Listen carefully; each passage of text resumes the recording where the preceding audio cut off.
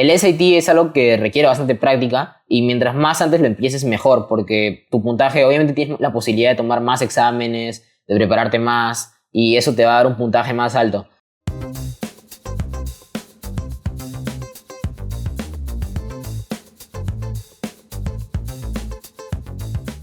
Hablemos del colegio. ¿Qué tal te fue a ti, por ejemplo, en el colegio? ¿Cómo terminaste todo secundario? Acabé siendo 10º superior. La verdad, siempre me ha ido bien el colegio. Entonces, sobre todo, como fue una experiencia distinta, llevar al mismo tiempo la postulación con el colegio en mi último año, fue un poco más agobiante que otros años, obviamente, pero igual lo llevé bastante bien porque podía llevar las dos cosas al mismo tiempo.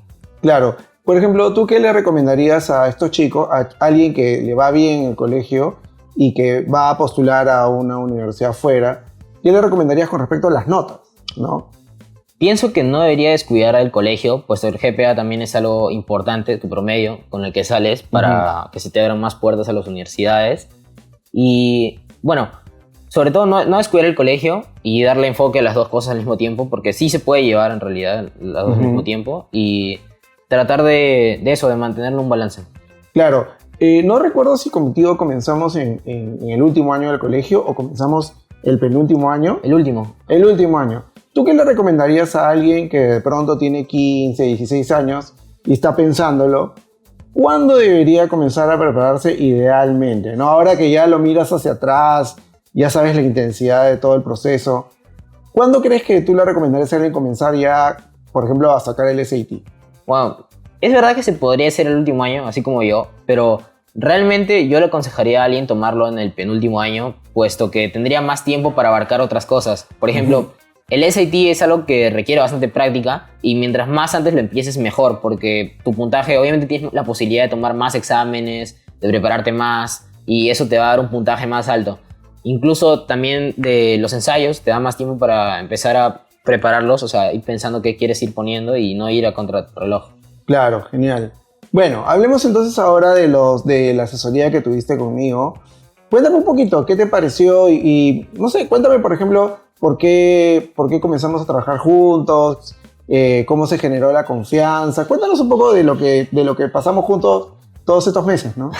Bueno, al comienzo estuvimos planificando lo que tenía que hacer porque obviamente mis papás y yo estábamos un poco perdidos entre cómo era la postulación, qué había que hacer, no sabíamos mucho de las universidades.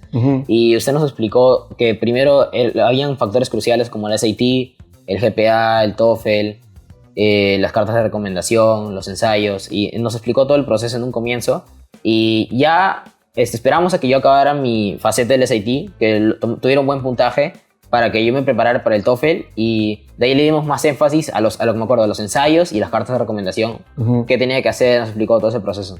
Claro, yo contigo fui muy exigente con los ensayos, ¿no? Porque tú escribías un ensayo y te decían, no, por ahí no va, la historia es otra, etcétera.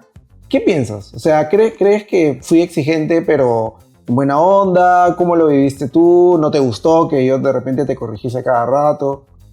Bueno, justamente el otro día estaba leyendo mis primeros borradores de los ensayos y leyéndolo con la versión final, la verdad que le agradezco que me ha exigido bastante porque hay bueno, eso me lo explicó usted, que para los estadounidenses hay que ser directos, o sea, a la hora de escribir las cosas, porque no es como que se le pueda florear o meterle mucho palabreo, ya que al ser un ensayo tan formal para las universidades, tiene que irse directo al punto y un por qué quiero estudiar esta carrera, cuál es mi ambición, qué quiero hacer a futuro, explayar todo eso en la carta de una manera más precisa. Entonces le agradezco que me haya ayudado bastante a mejorar mi ensayo porque estaba bastante perdido con inicio. Claro, y te llegó a molestar, por ejemplo, cuando yo te decía, Fabricio, no, este ensayo no es, tenemos que volver a escribir. No molestar, pero me acuerdo que estaba con mis papás y me frustraba bastante porque escribía, lo cambiaba totalmente y de pronto no era, pero se quedaba esta parte, se quedaba un párrafo pequeño. Entonces pienso que me frustraba de que estaba mal, hasta que al final, bueno, me dio bastante gratificación saber cuando ya estaba la versión final, porque era lo que plasmaba lo que yo era, lo que era mi entorno, qué quería hacer y qué aspiraba, cuáles eran mis metas y por qué quería estudiar medicina. Ok, excelente. ¿Tú crees que para hacer estos ensayos uno tiene que hacer como que una profunda reflexión de lo que uno quiere, etcétera? ¿O es escribir, es llenar solamente un espacio, ¿no? ¿Qué piensas tú?